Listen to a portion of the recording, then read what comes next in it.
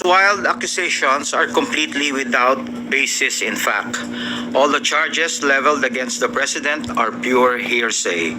Let us not forget President Marcos Jr. himself exposed all these flood control anomalies and has taken numerous steps since to ensure that the guilty are brought to justice, the stolen wealth recovered, and the system is fixed to avoid any of this from happening again.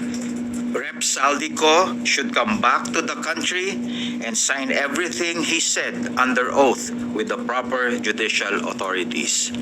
Thank you. Secretary Amina Pandaman of TBM.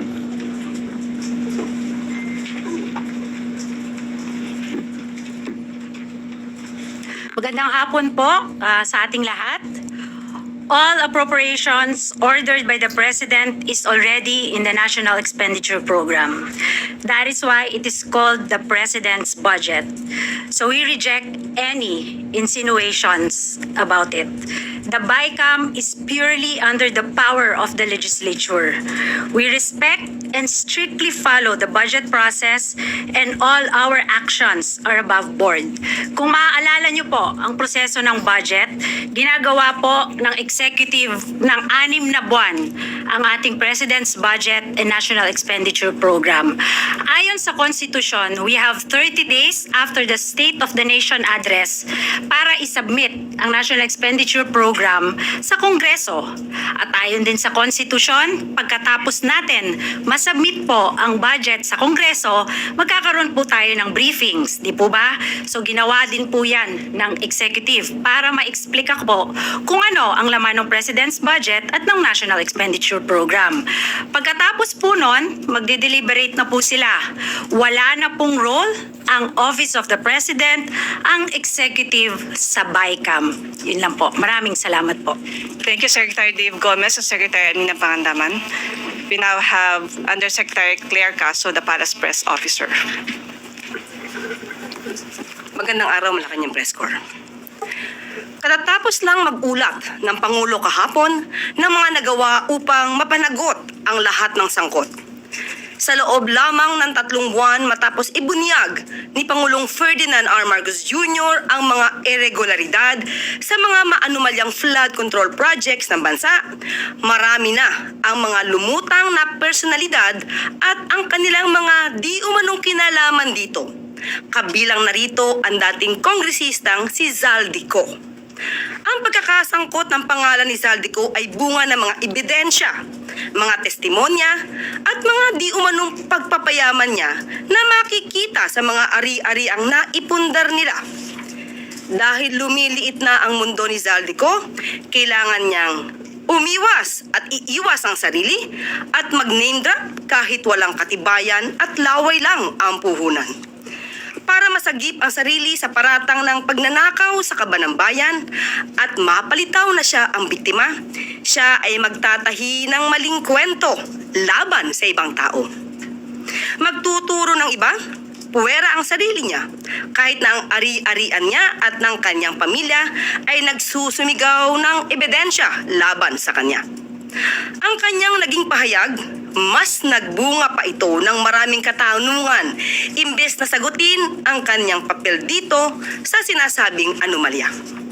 Lahat ng mga sinasabi ni Zaldico ay pawang mga imbento lamang, walang basihan, walang ebidensya.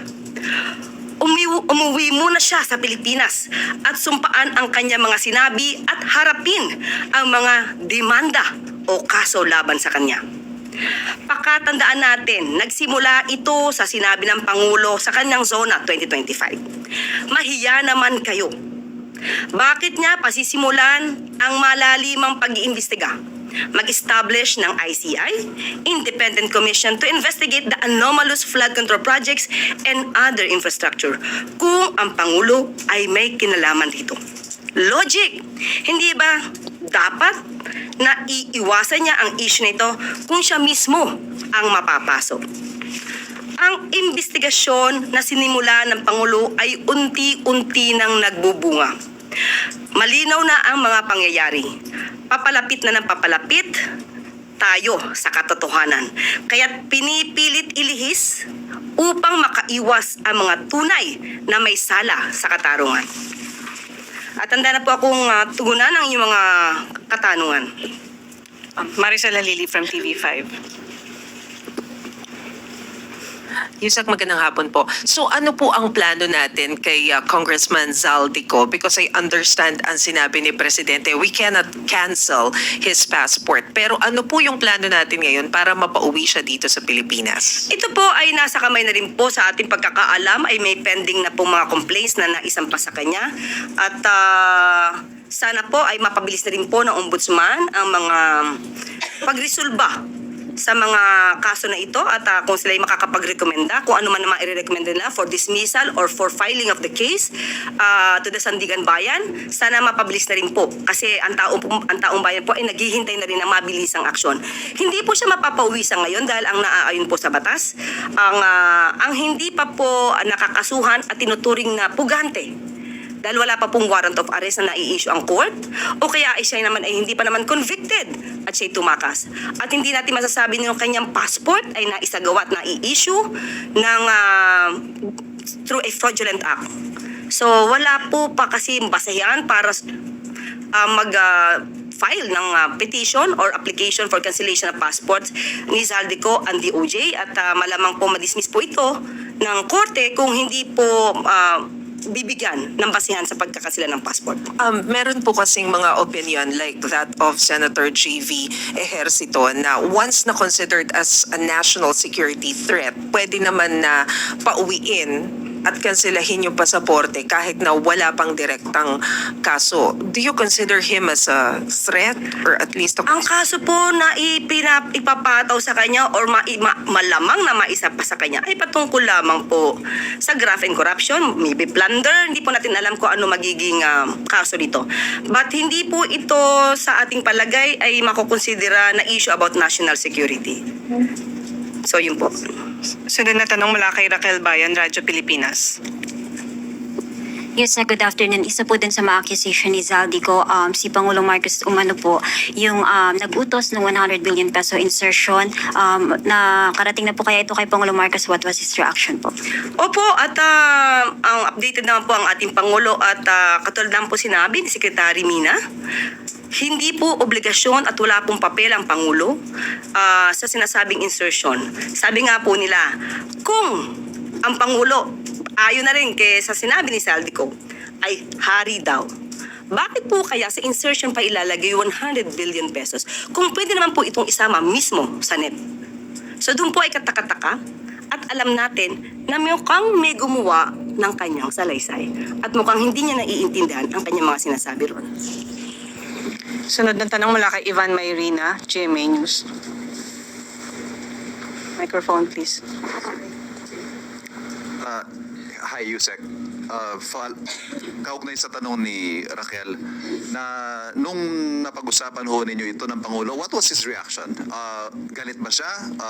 Is he more determined now to have former Congressman Zaldico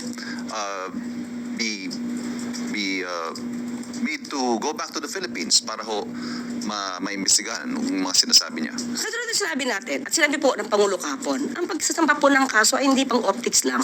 Kailangan po talaga ng ebidensya. Hindi po ibig sabihin kapag siya ay dinamay, at alam po natin, at alam din po ng Pangulo na siya ay walang kinalaman dito, at siya pa po mismo ang nagsimula ng pag-iimbestiga ng mga anomalyang flood control projects. Hindi po siya nababahala dahil alam po niya ang katotohanan at kami po mismo ang magbibigay sa inyo ng mga detalye para malaman po ninyo mga sinasabi ni Zaldico ay pawang katang isip lamang. Ito ho ang unang pagkakataon na nagkaroon ng direct accusation against the President. Again, siya po ba'y nagagalit or is he not taking it seriously dahil tulad na nabanggit ninyo, sa tingin niya hindi totoo? Hindi po natin masasabing hindi niya to siniseryoso. Ang akusasyon, kahit ano po ang mangyari, maaaring may maniwalang tao. Kaya po ngayon pa lamang ay binibigay namin sa inyo kung ano pa ang katotohanan. At hindi natin siguro masisisi si Zaldico dahil alam natin na lumiliit ang kanyang mundo. Kaya nga ang sabi po natin sa kanya, siya po ay maaaring umuwi rito. Mas magandang umuwi siya rito. At kanya po itong isalaysay dito mismo sa bansa, harapin niya ang kaso niya, humarap siya sa notaryo publiko na lehitimong notaryo publiko, hindi kung saan-saan lang nakukuha, para naman mapatunayan niya ang kanyang mga akusasyon. Dahil mismo sa kanyang mga sinabi ko, ito po ay inyong nabasa, ang dami pong mga inconsistencies. Sorry, panghuli po, is the President willing to guarantee the safety of the former congressman? Kasi nagpahayag siya ng pagkabahala na ayaw niya umuwi dahil daw sa banta sa kanyang buhay. Unang-una, hindi po ba dapat siya ang magpatunay kung may banta sa buhay niya? Saan po niya nakuha itong mga idea na to? Nung umuwi po ba siya dito, or rather, nung siya ba umalis, may pagbabanta na sa buhay niya? Nasa na mga records na masasabing may nagbabanta sa buhay niya? Dapat niya po munang patunayan yan bago niya ibuka ang kanyang bibig.